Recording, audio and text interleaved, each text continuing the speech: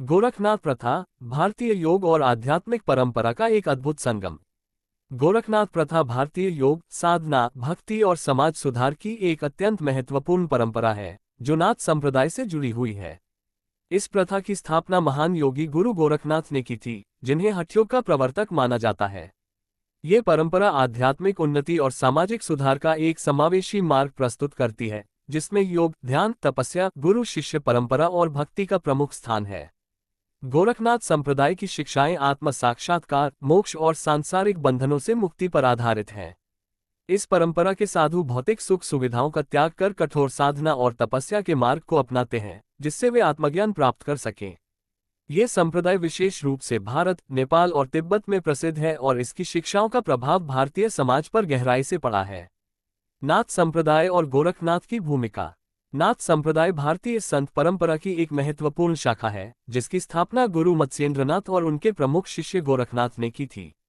इस संप्रदाय का मूल उद्देश्य हठयोग, तांत्रिक साधना और ध्यान के माध्यम से आत्मज्ञान प्राप्त करना है। ये संप्रदाय अद्वैत वेदांत, योग और शिव भक्ति से प्रेरित है और इसे शिव के उपासकों की एक विशिष्ट परंपरा माना जाता है। गोरखनाथ को भगवान शिव का अवतार माना जाता है, जिन्होंने योग और ध्यान की अद्भुत शिक्षाएं दी। उनका उद्देश्य केवल व्यक्तिगत आत्मसाक्षात्कार तक सीमित नहीं था, बल्कि वे समाज में सुधार लाने के लिए भी कार्यरत थे। उन्होंने जात पात, धार्मिक भेदभाव और अंधविश्वास के खिलाफ आवाज उठाए और समानता, प्रेम और भाईचारे की भावना को बढ़ावा दिया। उनकी शिक्षाएं आज भी प्रासंगिक हैं और योग साधकों के लिए मार्गदर्शक बनी हुई हैं। गोरखनाथ प्रथा के प्रमुख सिद्धांत और विशेषताएं। गुरु शिष्य परंपरा। गोरखनाथ संप्रदाय में गुरु का स्थान सर्वोच्च माना जाता है।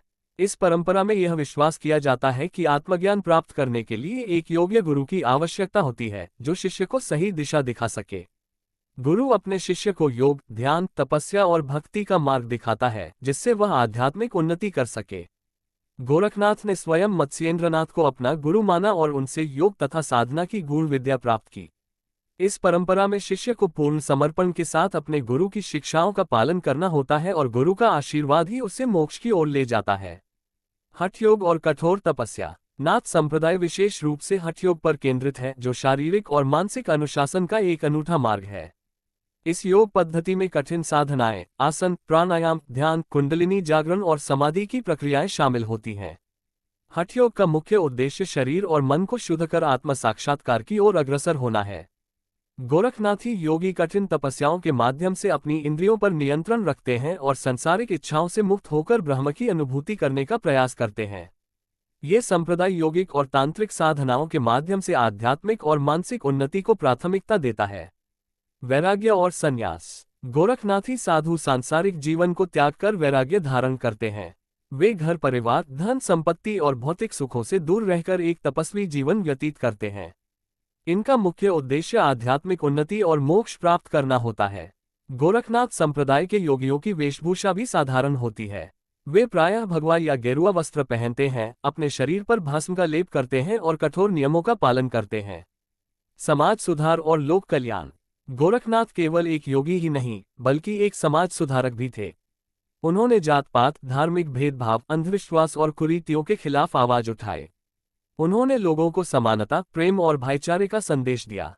उनकी शिक्षाएं समाज के सभी वर्गों के लिए थीं, चाहे वे किसी भी जाति, धर्म या संप्रदाय के हों। गोरखनाथ संप्रदाय के योगी केवल आत्म साधना तक सीमित नहीं रहते, बल्कि समाज के कल्याण में भी महत्वपूर्ण भूमिका निभाते हैं। शिव भक्ति और तांत्रिक साधना। नाथ संप्रदाय के योगी भगवान शिव को सर्वोच्च गुरु मानते हैं और उनकी आराधना करते हैं। ये परंपरा मुख्य रूप से शिव भक्ति से प्रेरित है और इसमें कुछ तांत्रिक साधनाओं का भी समावेश है। गोरखनाथ और उनके शिष्यों ने शिव भक्ति को बढ़ावा दिया और विभिन्न तांत्रिक साधनाओं के माध्यम से आत्म साक्षात्कार का मार्ग दिखाया। गोरखनाथी साधु कई बार विशेष मंत्रों और यंत्रों का उपयोग करते हैं, जिससे वे अपनी साधना को और अधिक प्रभावी बना सकें। गोरखनाथ संप्रदाय का प्रभाव और महत्व। भारतीय संत परंपरा पर प्रभाव। गोरखनाथ और उनकी परंपरा का भारतीय संत परंपरा पर गहरा प्रभाव पड़ा है। कबीर, दादू और अन्य संतों ने भी गोरखनाथ की शिक्षाओं से प्रेरणा ली। नेपाल और तिब्बत में प्रभाव। गोरखनाथ संप्रदाय नेपाल और तिब्बत में भी फैला हुआ है। नेपाल में पशुपतिनाथ मंदिर से इसका गहरा संबंध है। हठयोग का विकास। गोरखनाथ ने हठयोग को नया रूप दिया और इसे भारत सहित पूरे विश्व में प्रसिद्ध किया। आज भी योग साधक उनकी शिक्षाओं का पालन करते हैं। लोक संस्कृति में स्थान गोरखनाथ की गाथाएं, भजन और कहानियां लोक संस्कृति में आज भी जीवंत हैं। उनकी शिक्षाएं आम लोगों के बीच लोकप्रिय बनी हुई हैं। गोरखनाथ प्रथा केवल एक साधना पद्धति ही नहीं, बल्कि एक आध्यात्मिक आंदोलन भी है, जिसने भारतीय समाज और योग परंपरा को एक नई दिशा दी। गोरखनाथ ने योग, ध्यान, भक्ति और समाज सुधार को एक साथ जोड़कर एक ऐसी परंपरा स्थापित की, जो आज भी प्रासंगिक बनी हुई है। उनकी शिक्षाएं हमें सिखाती हैं कि आत्म साक्षात्कार के लिए कठोर साधना और समर्पण आवश्यक है। साथ ही वे हमें प्रेम, समानता और समाज सेवा का भी संदेश देती हैं। गोरखनाथ प्रथा न केवल योगियों के लिए, बल्कि हर व्यक्ति के लिए प्रेरणादायक है, जो आत्मज्ञान और आध्यात्मिक शांति की खोज में है।